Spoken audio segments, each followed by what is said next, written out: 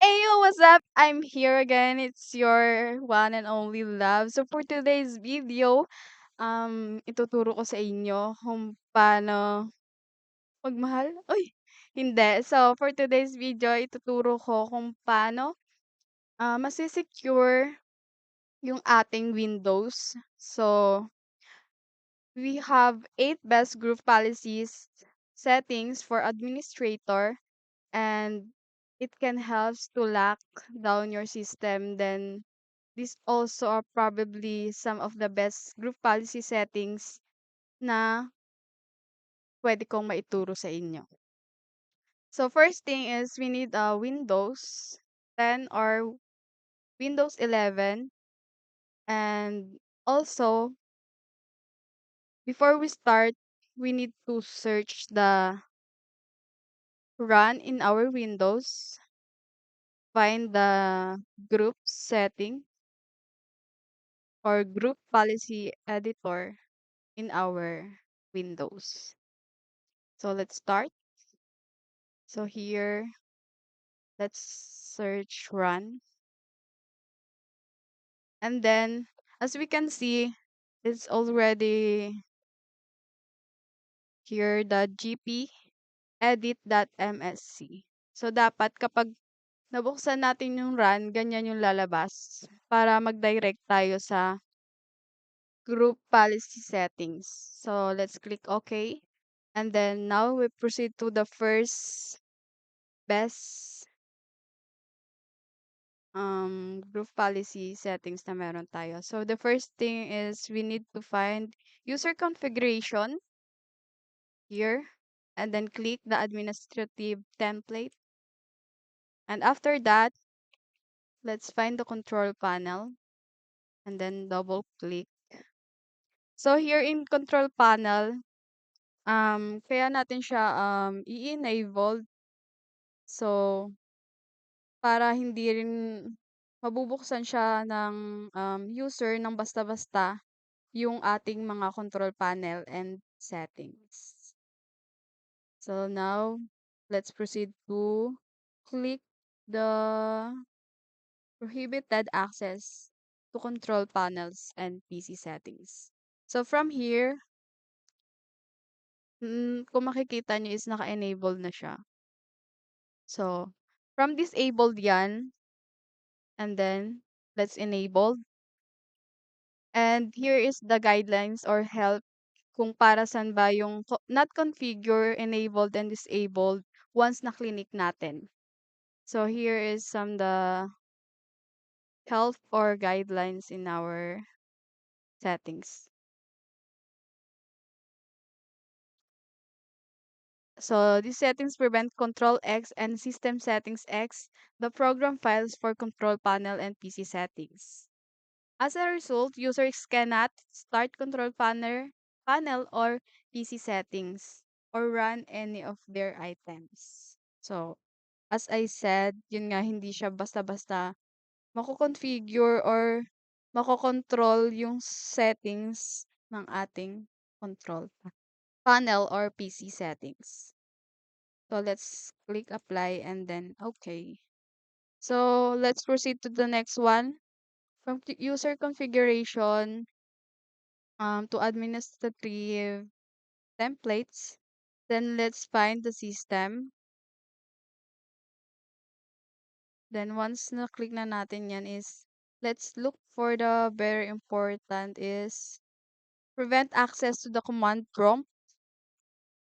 So here, naka-enabled na rin siya. So naka-disabled yan back then. So let's enabled para makita nyo rin. So once na enabled, make sure na naka-yes siya. And yan yung nakasulat dito is, if you enable these policy settings and the user tries to open a command windows, the system display a message explaining the settings prevent the action. So, ipi-prevent niya yung any actions na gagawin within this command prompt. So, let's click apply and then okay. So, bakit nga pala in-enable natin yon? So, para hindi rin basta-basta mabuksan ng user yung command prompt and yung PowerShell ng ating window. So next is from user configuration again to administrative templates. Let's click the systems and then find the removable storage access. So here.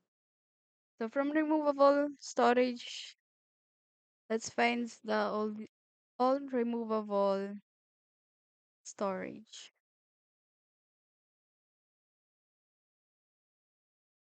So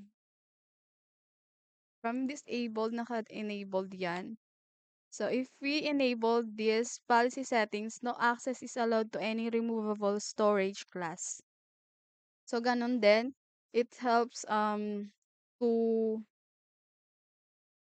prevent any access na pwedeng gawin ng users sa Windows or sa mismong computer na meron tayo. So let's click apply and then okay. Then next, let's proceed to the computer configuration. So here is the computer configuration.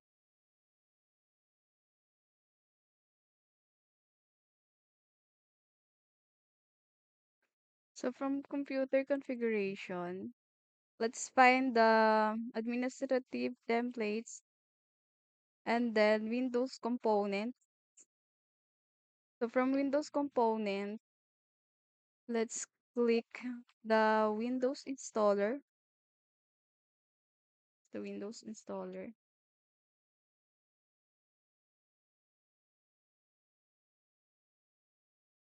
Here is the Windows installer. And then let's find the prohibited user or rollback. So here,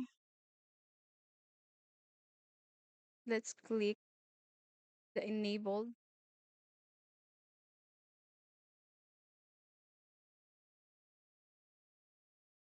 And then click apply and okay. So dito is para hindi rin ma-access or Windows installer prevent from recording the original state nung mismong system or sequence of changes during installation. So the original state is the installation does not complete. So next is the fifth one, which is the security options. So from computer configuration, let's go to the Windows settings and security settings. Then click the local policies and then security options. So here in security options, let's find the guest account status. So here.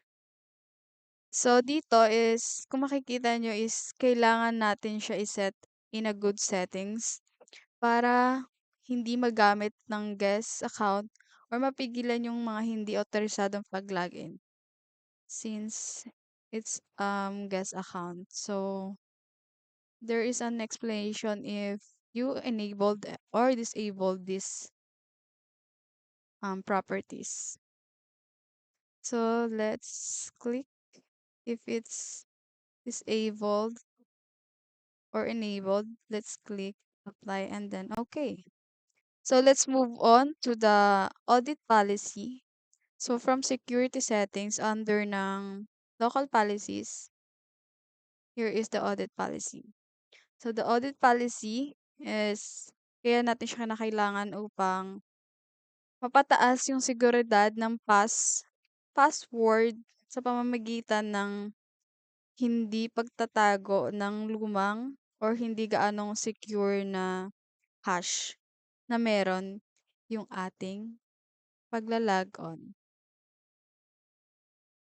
So here is the two types of audit. attempts, which is success or failure. And also here is the explanation once you click the success or failure default. So here, so this success or failure is both success and failure or to not audit these events at all, neither successes or failure. So nag-generate nito whether you lagged on user account or lag session is terminated. So let's click OK. And then let's move on to the seventh part of the group policy settings, which is the Windows update. So on computer configuration, let's move to the administrative templates and let's look for the Windows components and Windows updates. From Windows updates, let's find the specify active hours or always automatically restarts. So from here, we can enable this. So ano nga ba yung um natutulong nito sa ating system or sa ating Windows? So here, we can schedule dates kung kailan natin siya isi-set as working and kailan siya magre-restart. So here we can edit this. So I suggest na 15. And then if you enable this policy, restart timer will always begin immediately. So once na sinet to is magno-notify siya sa user login screen and then less than 2 days. The restart timer configure to start with any value from 15 or kung ano yung sinet mo dito. So let's apply and then okay. So let's move on to another examples for the settings is configure mm, updates. So configure updates.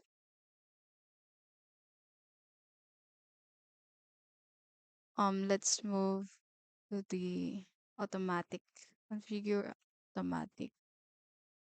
So here not configure, so let's make it enabled and then let's set schedule install date and installation time. We can make in our own schedule for this. So here is the help or guidelines that you can read once you configure these settings on your own. So let's apply and then click OK. So that's all for today's video. I hope it will help you guys to configure and also to set your own settings in your Windows applications. That's all. Thank you for watching and may you all God bless. Bye.